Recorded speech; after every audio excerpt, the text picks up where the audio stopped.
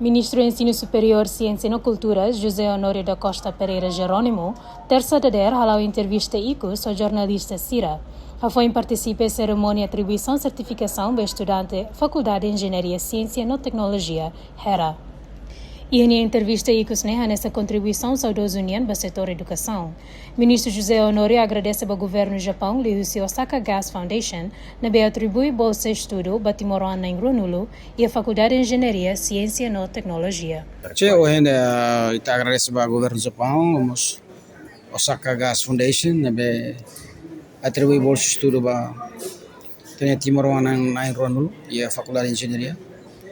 Tentina ser sempre foi, né? Agradeço. E desde o início que eles tinham independência, o Japão sempre foi apoio até a União Europeia e agradeço ao governo, agradeço à Fundação Osaka Gas Fundação, agradecemos ao povo japonês sempre apoio Timor-Leste, e a área de educação, também ser a área de funcionários Jaica, Japão foi apoio. Se continua a apoio para a Faculdade de Engenharia para ver se a Faculdade de Engenharia bela.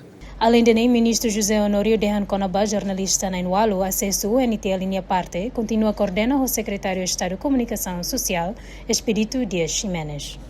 Assim, eu colhendo SECOM, quando o assunto, né? Certo que a localista vai a Fundos de Desenvolvimento Capital Humano, depois considerar a missão a decisão, né?